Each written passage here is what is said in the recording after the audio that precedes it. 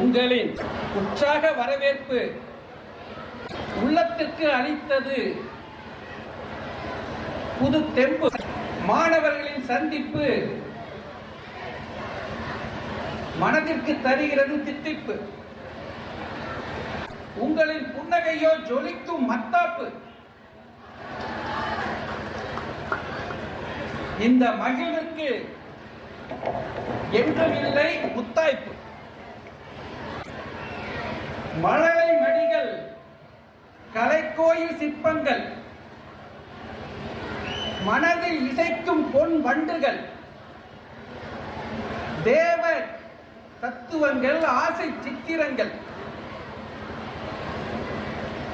என்ற வாழ்க்கையே உங்களை காக்கும் சேவைதான் என்று பாடிக்கொண்டு அங்கே சேவையா உட்கார்ந்திருக்கிறார். அமைதியாக, எதுவுமே தெரியாதது போல அமைதியாக கீழே இருந்து எங்களை மேலே அப்பார வைத்து அழகு பார்த்து கொண்டு உட்கார்ந்திருக்கிறார். எனக்கு பாட தோன்றுகிறது.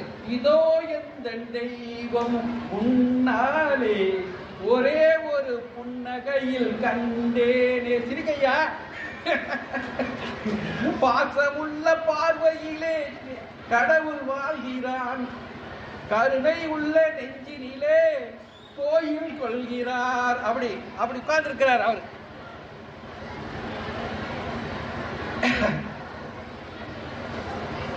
சேவையா, உங்கள் சேவை நாட்டுக்கு என்றும் தேவை. சேவையால் மக்கள் மனதில் சூடினின் வாகை.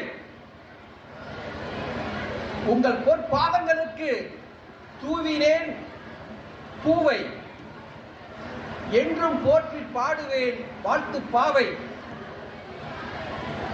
இந்த அருமையான சேவை சாந்தி மெட்ரிகுலேஷன் மேல்நிலை பள்ளியிலே அருமையானது ஒரு ஆண்டு விழா. இந்த ஆண்டு விழாவிற்கு எங்களை எல்லாம் அழைத்திருக்கிறார்கள். இந்த பீனிக்ஸ் பறவை என்ற ஒரு பறவையை பற்றி நீங்கள் கேள்விப்பட்டிருப்பீர்கள். அந்த பறவை நெருப்பிலே வெந்து சாம்பலாகி போனாலும் அந்த சாம்பலில் இருந்து எழுந்து பறந்து செல்லுமாம். அவ்வாறு இங்கு இந்த பள்ளிக்கூடத்திற்கு கல்வி பயில வந்திருக்கக்கூடிய மாணவ மணிகள் எல்லாம் ஏழையாக வறுமையிலே இருந்தாலும், ஒரு கஷ்டமான சூழ்நிலையிலே பள்ளிக்கூடத்திற்கு படிக்க வந்திருந்தாலும், எத்தகைய சூழ்நிலையில் இருந்து வந்தாலும், எவ்வளவு கஷ்டப்பட்டு வந்தாலும், நீங்கள் எல்லாம் பீனிக்ஸ் பறவை போல எழுந்து பறந்து சென்று வாழ்க்கையிலே சிகரங்களை தொடுவீர்கள், முன்னேறுவீர்கள், சாதிப்பீர்கள் என்று கனவுகளோடு இந்த பள்ளிக்கூட நிறுவனத்தை அவர் நீண்ட காலமாக நடத்தி வருகின்றார். உங்களுக்கு எல்லாம் அவ்வாறு நீங்கள் வாழ்க்கையிலே முன்னேறுவதற்கு ஒரு ஊக்கத்தை, உற்சாகத்தை தருவதற்கு எங்களை போன்ற சிலரை, ஒரு ஓய்வு பெற்ற நீதிபதி, வழக்கறிஞர் மற்றும் தலைவர்கள், மக்கள் பிரதிநிதிகள் எல்லாம் அழைச்சிருக்காங்க, பேச்சாளர்கள் எல்லாம் அழைச்சிருக்காங்க. எங்களுடைய பேச்சுக்கள், எங்களுடைய ஒரு 4 நல்ல வார்த்தைகள் சொன்னால் அந்த நல்ல வார்த்தையால் உங்களுடைய வாழ்க்கைகள் உயரும் என்று கனவுகளோடு அவர் எண்ணங்களோடு எங்களை அழைத்திருக்கின்றார். அந்த நல்ல நெஞ்சத்துக்கு நான் நன்றி கூற கடமைப்பட்டிருக்கின்றேன். இங்கு எல்லாம் மேடையில் அமர்ந்துள்ள அனைவருக்கும், அனைத்து பெரியோர்களுக்கும், சான்றோர்களுக்கும், இங்கு வருகின்றக்கூடிய பெற்றோர்கள், மாணவர்கள், ஆசிரியர்கள் அனைவருக்கும், இந்த சாந்தி சேவை நிறுவனத்தினுடைய பணியாளர்கள் அனைவருக்கும், இங்கு வந்திருக்கூடிய புகைப்படம் எடுப்பவர்கள், ஒளிபெருக்கி வைத்திருப்பவர்கள் எல்லாம் அனைவருக்கும் என்னுடைய நெஞ்சம் நிறைந்த நல் வாழ்த்துக்களின் கூடிய நல் வணக்கத்தை முதற்கண் தெரிவித்துக் கொள்கின்றேன். 4 நல்ல வார்த்தை சொல்ல வேண்டும் என்றுதான் எங்களை அழைத்திருக்கிறார்கள் என்பதற்காக நானும் 4 கதைகள், 4 கருத்துக்கள் எல்லாம் சொல்லலாம் என்ற எண்ணத்தோடு வந்தேன். ஆனால் நான் பேசுவதற்கு முன்பாகவே அதிக நேரம் எடுத்துக்கொள்ளாதீர்கள். அதிக நேரம் எடுத்துக்கொள்ளாதீர்கள். மாணவர்கள் எல்லாம் பரிசுகளை பெற்றுக்கொண்டு வீட்டுக்கு செல்வதற்காக காத்திருக்கிறார்கள்.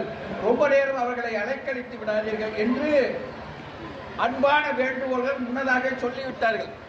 அந்த அன்பான வேண்டுகோளுக்கு செவி சாய்த்து நான் அதிக நேரம் எடுத்துக்கொள்ளாமல் இயன்ற மட்டும் ஒரு சிறிது நேரத்திலேயே உரையை முடித்துக் கொள்வதற்கு சித்தமாக இருக்கின்றேன் என்பதை என்ற மகிழ்ச்சியான செய்தியை உங்களுக்கு நான் முதலில் உரித்தாக்குகின்றேன். இருந்தாலும் ஒரு கதை சொல்ல வேண்டும் என்று நினைக்கின்றேன். அது ஒன்றும் பெரிய கதை இல்லை. ஒரு அப்பா ஒரு மகன் ஒரு மலை சாரலிலே நடந்து செல்கிறார்கள்.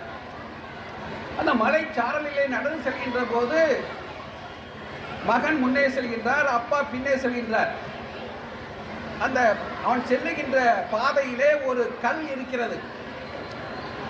பசங்கனாவே எப்போ சுறுசுறுப்பா குறும்புத்தனமா தானே இருப்பாங்க. போனவே சும்மா போகாம அந்த கல்லை எட்டி உதைக்கிறான்.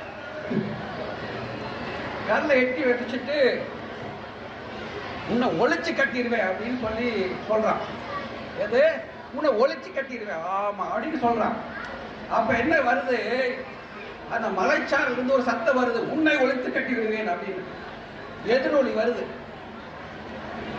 அப்புறம் மறுபடியும் அதே மாதிரி என்னை யார் நினைச்ச, நான் யார் தெரியுமா அப்படி இப்படின்னு பேசுறேன். அதை பேசுறது எல்லாமே அந்த மலை எதிரொலிக்கிறது. இவன் உன்னை ஒழிச்சுக்கிட்டோம்னா அது உன்னை ஒழிச்சு கட்டதா சொல்லுது அந்த மலை. ஆக அவளுக்கு ஒரு பயம் வந்து விட்டது. அப்பா என்ன இப்படி என்கிட்ட யாரோ சொல்றாங்களே அப்படின்னு. இது என்ன நான் சொல்றேன், நான் பேசுறேன் பாரு. நான் உன்னை விரும்புகிறேன், நான் அன்போடு இருக்கின்றேன், நான் நல்லது செய்கின்றேன் அப்படின்னு சொல்லும். அப்படின்னு எங்க அப்பா ஒவ்வொன்றா சொல்ல அந்த மலையை அதையே எதிரொலிக்கிறது. தம்பி இதுக்கு பேரு எதிரொலி. நாம என்ன பேசுகிறோமோ அதைத்தான் இந்த மலை எதிரொலிக்கும். அதைத்தான் எதிரொலி என்பது. இது எதிரொலி மட்டுமல்ல, இந்த மலைக்கு மட்டுமல்ல, நம்முடைய வாழ்க்கையும் இதுபோல்தான். நம்முடைய வாழ்க்கையிலும் நாம் மற்றவரை வாழ்த்தினால் மற்றவர்கள் நம்மை வாழ்த்துவார்கள், மற்றவர்களை பாராட்டினால் மற்றவர்கள் நம்மை பாராட்டுவார்கள், மற்றவருக்கு நல்லது செய்தால் மற்றவர்கள் நமக்கு நன்மை செய்வார்கள். ஆக நீ என்ன கொடுக்கிறாயோ அதுதான் உனக்கு திரும்பி வரும் என்று அப்பா மகனுக்கு எடுத்துக் கூறினார். ஆதலால் வாழ்க்கையில் நாம் மற்றவர்களுக்கு நன்மை செய்வது போல நன்மை செய்வதற்கு முனைய வேண்டும்.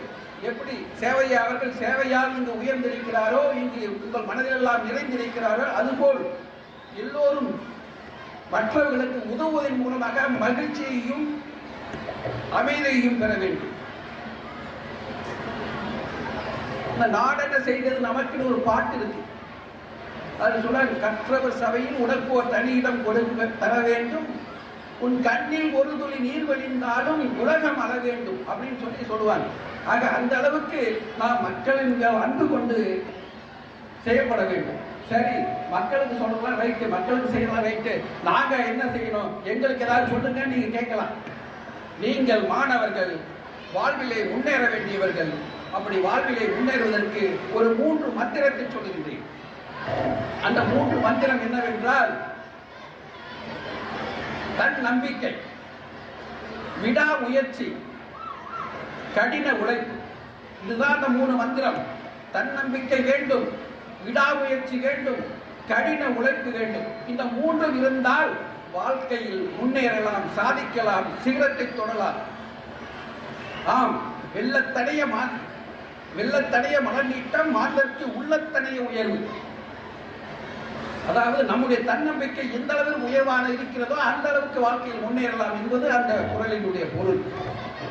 தெய்வத்தால் ஆகாதெனினும் முயற்சிதன் மெய்வருத்த கூடிதலும். விதியின்படி உனக்கு அது நடக்கக்கூடியதாக இல்லை என்றாலும் கூட நீ எந்த அளவுக்கு முயற்சி செய்கிறாயோ, எந்த அளவுக்கு விடாத முயற்சி செய்கிறாயோ அந்த அளவுக்கு வெற்றி உனக்கு உண்டு என்பது அந்த குறளுடைய பொருள். உழையும் முப்பக்கம் காண்பர், உழைவின்றி தாளாது உணர்த்துபவர்.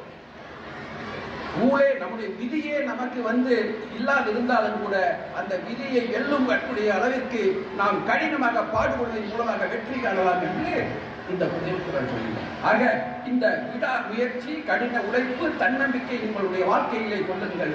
நீங்கள் நிச்சயமாக வாழ்க்கையை வெற்றி பெறலாம். நம்பிக்கை நான் மட்டும் நம் கையில் இருந்தால் உதிர்ந்த பூக்களும் ஒவ்வொன்றாய் வந்து ஒட்டிக்கொள்ளும், கருத்து மாலையும் தன்னைத்தானே கட்டிக்கொள்ளும் என்பார் அப்துல் கலாம் ஐயா சொல்கின்றார். உறக்கத்தில் வருவதல்ல கனவு, உண்மை கனவு உறங்க விடாது. உந்தன் உள்ளே இருக்கிறது சிறகு, விரித்து அசைத்து பறந்து படகு. ஆகவே நீங்கள் எல்லாம் வாழ்க்கையில் முன்னேறுவதற்கான, பெரிய பெரிய பொறுப்புகளுக்கு வருவதற்கான, இன்றைய மாணவர்கள் நாளைய தலைவர்கள் என்பார்கள், அப்படி நாளைய தலைவர்களாக வருவதற்காக நீங்கள் எல்லாம் நன்கு படித்து வாழ்க்கையிலே வெற்றி பெற வேண்டும் என்றும் கூறி, அப்படி வெற்றி பெறுவதற்காக என்னுடைய நெஞ்ச நிறைந்த வாழ்த்துக்களை தெரிவித்து இந்த அருமையான வாய்ப்பை எனக்கு நல்கிய அனைத்து அன்பு உள்ளங்களுக்கும் நல்ல உள்ளங்களுக்கும் நன்றி கூறி விடைபெறுகின்றேன். நன்றி, வணக்கம்.